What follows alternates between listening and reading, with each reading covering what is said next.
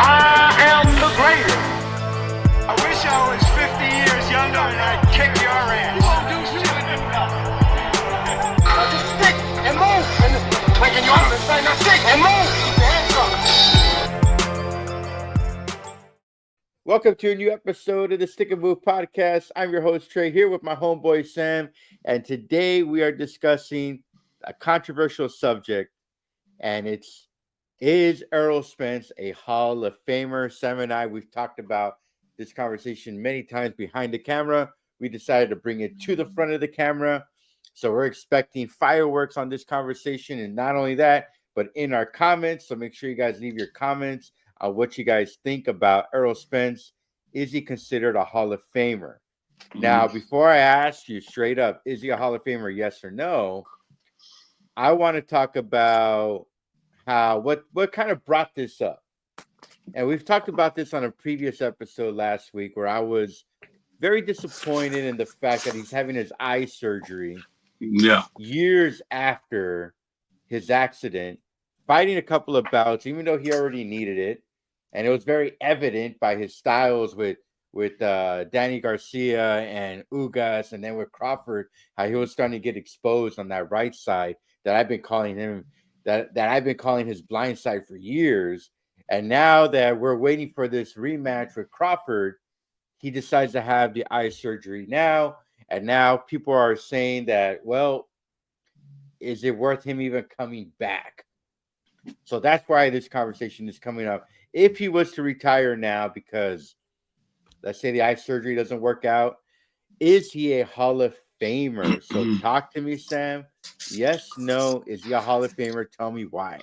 Well, let me say this first, okay? I'm a huge Errol Spence fan. Huge. I looked at his record and I looked at his fights, and he fought a lot of people that had great records, man. Yeah. These guys were 26-1, 36-1, He was not fighting scrubs, in my opinion. Okay. These guys that he was fighting, come on. Like, you want to compare? I mean, look at Bud Crawford, bro. You know what I'm saying? You know what I'm saying?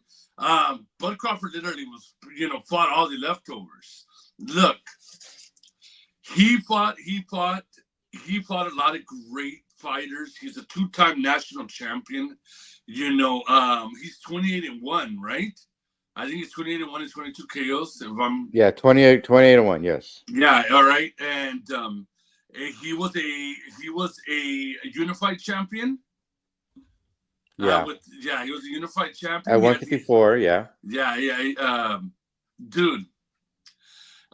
He fought. Look, I saw Errol Spence fade where I was evident.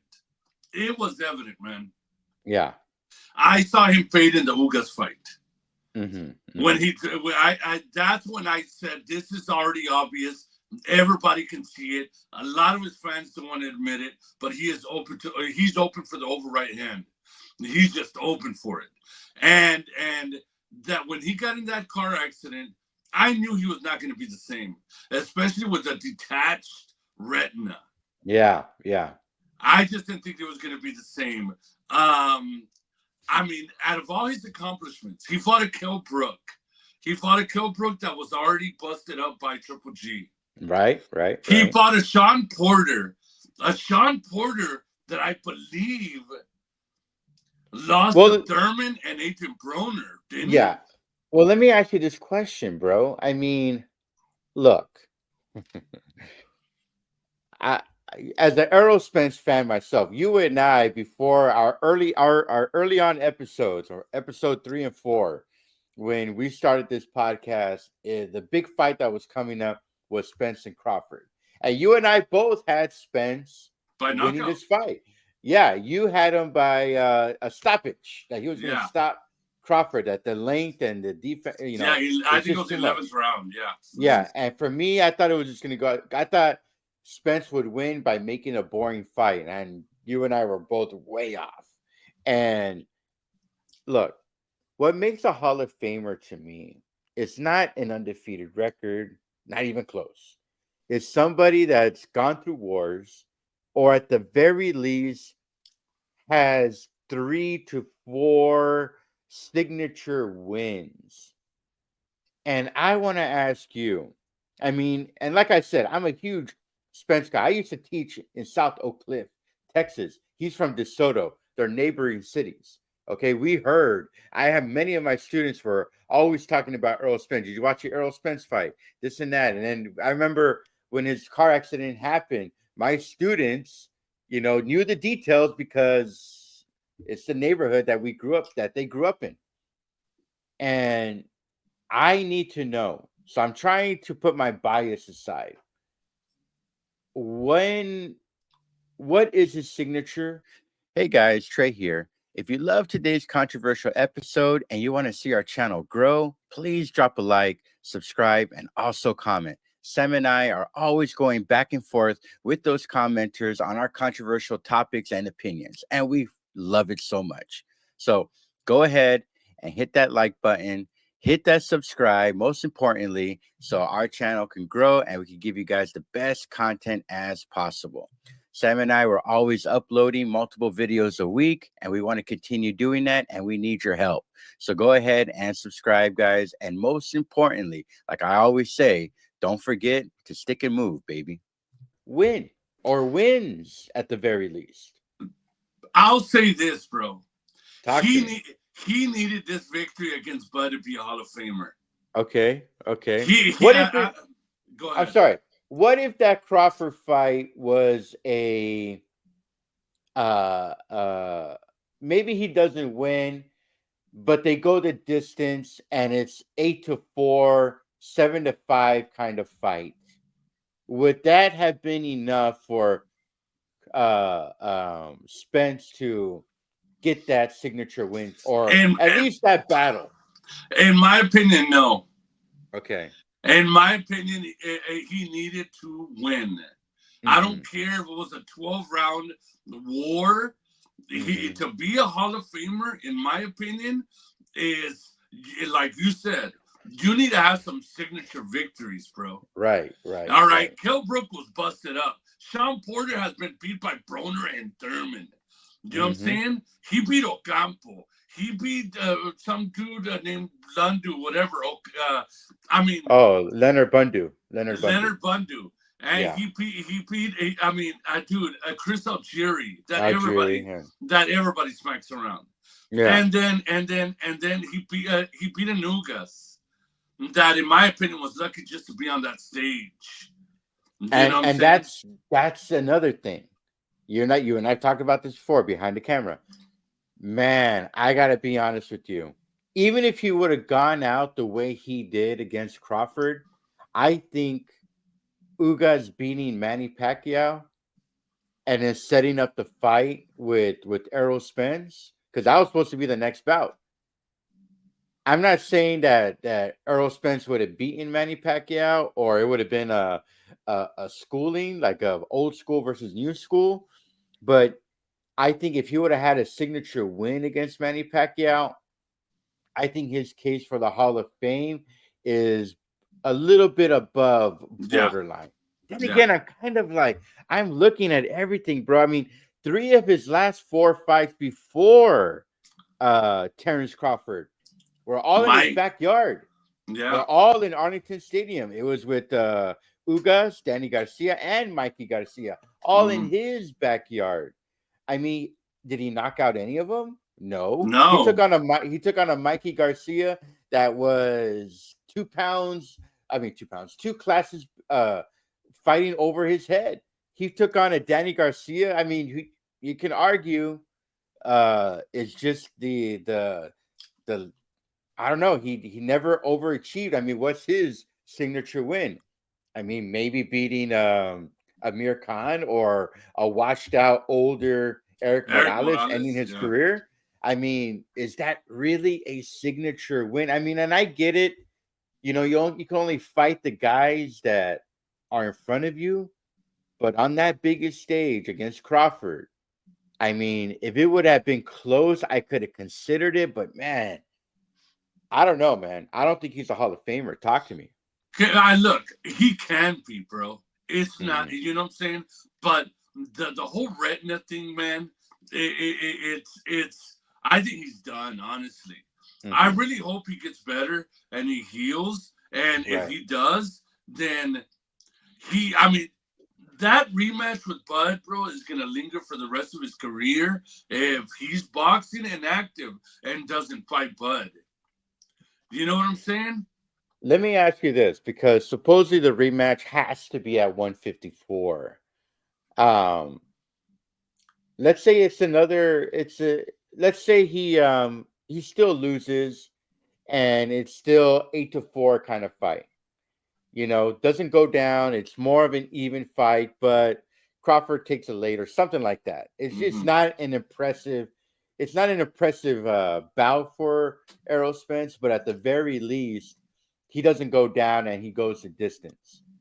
Does that leverage anything for his legacy? No.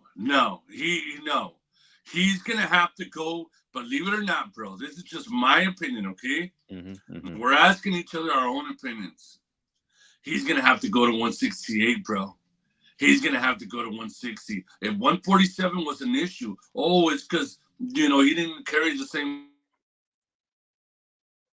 He's gonna. Everybody's going to 160, 168 now. Yeah, You he's know what I'm being left saying? behind. Yeah. So You know what I'm saying? look, So look. I'm gonna say this, and this might not be a popular opinion. I don't even see this happening ever.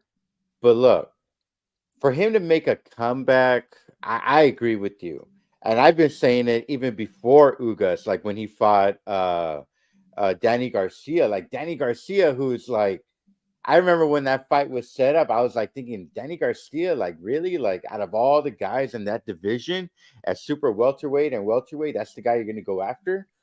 And Super Garcia, Super Danny Garcia hit him clean like a couple of times. He was hitting him on that backside, or more or less 3/4 of the way of that right where he's blinded from. And then you saw it against Ugas, where he gets saved by the bell with his mouthpiece being shot out of his mouth and being saved by the referee and such. I need a little bit more. I think you're right. Everybody's leaving him behind. This is what I think he should do, and he'll never do because they're stablemates. At the very least, at 154, go against Charlo. Charlo. I mean, I know it's a stablemate. That's his state brother, his statehood brother, and such. But they kind of need each other at this time, And I think why not? I don't know. That's just a thought in mind for me. What do you think? What would you consider him moving on to another trainer? Like that's Yeah, bro. They failed miserably in that fight against Crawford, yeah, dude. I mean, yeah. I mean, he was one dimensional, bro. He got smoked, one dimensional. Didn't adjust, didn't change any plans. There was no plan B, bro. Hmm. Like who do we blame here? Yeah, that the trainer is vastly overrated. Look, there's still good competition there at 154. He could fight Zoo, which I don't think he's as high tier as many people are making him out to be. I think that'd be a good start right there. He needs to ease into this. I'm at the point. I know we're in a generation right now where we do not like a tune-up fight at all, but I think that's what he needs. I think he needs to spend the next year and a half just fighting second, third tier boxers until he's completely healed, which is not even promised. I mean, he was pretty much lying to us for the past couple of years, saying that he's 100% since his accident, and it's been very clear for the past since COVID that he's been struggling with his right side. Um, I think he needs to fire like a lot of second tier guys like Sergio Garcia or who's Juan They Carlos they Adame. they mentioned Yeah, the winner between Fondura, and some other guy, for Errol Spence, bro. yeah, that's interesting. I don't like that. I think that height would be too much coming down on the eye like that. That Fundura, he is I think he is. I don't know. I haven't really bought into him that much. I never really did, but I could see that being a problem with the length and the height. What do you think? No, I think that Errol Spence breaks him down, in my opinion. Yeah. But I'm gonna say it right now, bro. I think Errol Spence breaks down from Duda, bro. But I think that Tim Sue would hurt Errol Spence, bro. Really? I think Errol Spence is a broken man. Wow. I'm trying to think of the other 154s. I'm just drawing a blank right now. Yeah, I mean, that's still a good division. You know, Well, Tony Harrison is still there. You know, go ahead. Lubin's still there. Yeah, Erickson Lubin. Yeah. Castano's still there. I mean, look, he could still do some work at 154. I do agree with you, though. He does need to go to 160, catch weight 164. But I don't know if I want to see him get. He's getting to the point where he's bruising very easily. You know what I'm saying? Yeah. And his beatings are looking a lot worse than maybe what they are. Go ahead. Dude, his speech, bro. I mean, I don't know if that's just the way I think it's gotten a little worse. You know what I'm saying? But the detached retina, bro, the cataract surgery, nah, bro. He needs to hang it up, man. Do you think that if he heals right 100%, do you think that he can become a Hall of Famer? Or you think his days are done? I mean, he could come out with a great comeback. We've seen many boxers do great comebacks, you know? I think he should have done what he did. I mean, I'm sorry. I think he should have done what you and I've talked about. I think after that car accident, he should have taken 2 to 3 years off, completely heal, even gain a little bit of weight. Maybe not in the, I know it's gonna sound crazy, maybe in the not most healthiest ways, but kind of like just recharge his body where he's not constantly in training mode and sparring anymore. Get to 100%, do all the surgeries possible. I was always told, like, when you have a surgery like that, or any kind of surgery, even for knees or anything, like, you shouldn't be doing any kind of physical exercise at least for a year. And he pretty much, as soon as he was able to recover, he was already back in the gym. So he needs, I would say, take 2 years off, come back better than what you are. You know, whenever you have a surgery like that, man, your eye needs to get reconditioned. And he needs to take at least 2 to 3 years off. What is he? Early 30s, right? Yeah, I think it's doable, man. Okay, so you're saying he should retire? Go ahead. Yeah, I think he should retire. I think he should retire before he loses his eye. I mean, come on, bro. I mean, if you're claiming that you already got all the money and millions in the ranch and this and that, then disappear. Enjoy your life, bro. Enjoy your kids. Yeah. You know what I'm saying? Look, I just don't think he's going to be a Hall of Famer. He's not a Hall of Famer. And honestly, bro, now that I really think about it, I just don't see him coming back. I think he'll get smoked. So let me ask you this before we move on. Who does he remind you of? What does his legacy then remind you of? Not to put you on the spot, but like, what boxer from the past had this kind of potential and then just maybe is that borderline Hall of Famer and that you can't really rely on or say that he is a Hall of Famer? Or maybe a personal favorite. Who does he remind you of a little bit? Oh my gosh, bro! I'll tell you mine. That way, maybe you could start cooking a little bit. All right, go ahead. But for me, man, he kind of reminds me of Vernon Forrest, bro. You know what I'm saying? I mean, he's the orthodox version of him. I would even say Vernon Forrest has a little bit more of an impressive record than he does. I mean, he beat Art Corte, he beat Mosley twice, but he had a hard time with what was it, Mayorga. I mean, he never really. He was a little bit of the boogeyman for about a year or two, but then after that, he just completely fell off. once he lost, he was never the same boxer, losing twice to him. Yeah. To me, that's what it reminds me of. I think he was a good story. You know, rest in peace, of course, to Vernon Forrest. I think he was a good story for that 2-year stretch, shocking the world. Because there was a time where I thought Sugar Shane Mosley was unbeatable. I'll be honest with you.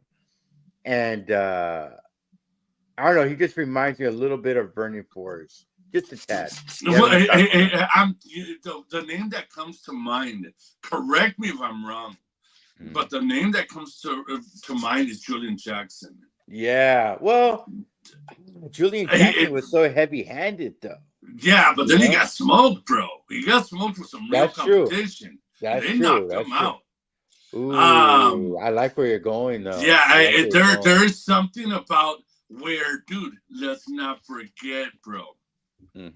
Let's not forget that all those people, a lot of people were rooting for Spence. Spence was the boogeyman.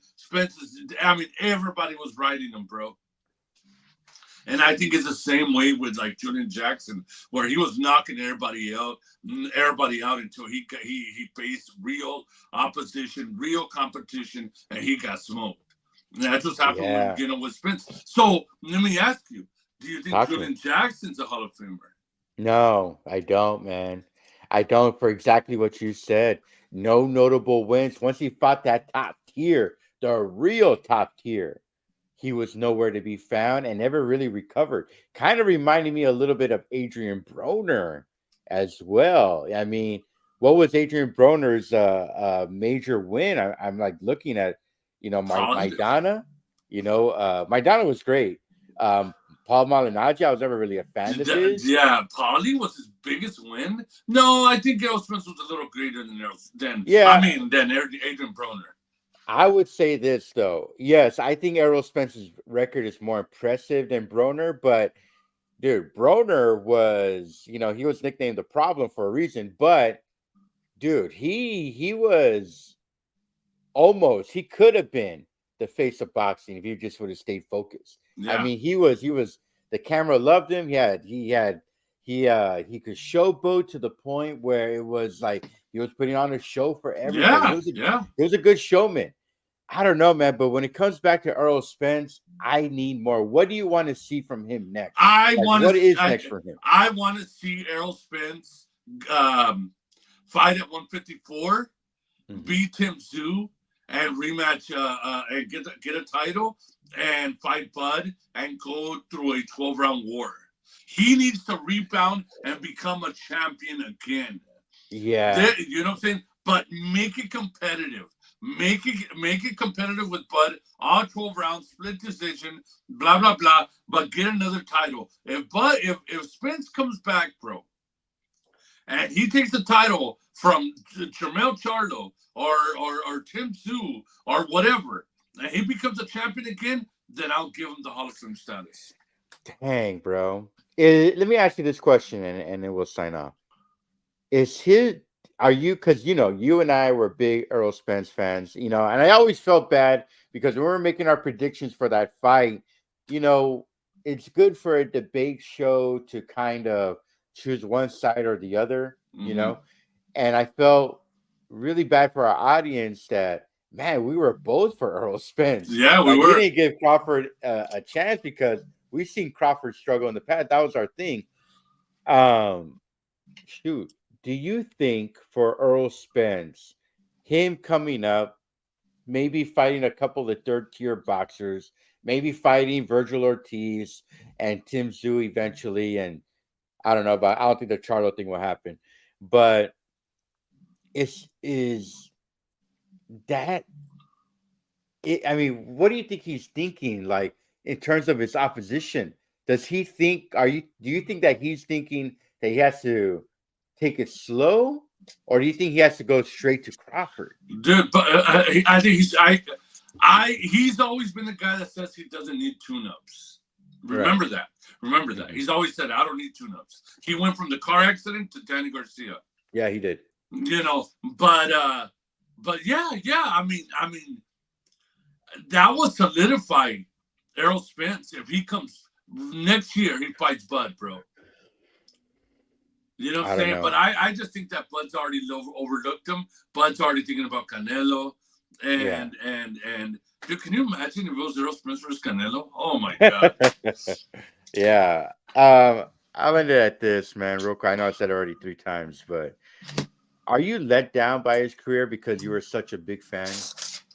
I want him to come back, but at the same time, the injury is so bad, bro, that I'd rather just him retire. If he didn't have the whole surgery, the cataract surgery, the whole detached retina, bro, I wanted him to come back. But you know, he gave us some great fights, even though it wasn't legendary. That's why I cannot give him Hall of Fame status. Right. They weren't legendary opponents. You know what I'm saying? You know, oh well, he can just pass already and retire, in my opinion. I'll say this. You know, he's fighting the guy. I mean, he fought all the guys in that division. He fought Brooks. He fought Thurman. He fought Porter. He fought Berto, Crawford, and he did what he had to do.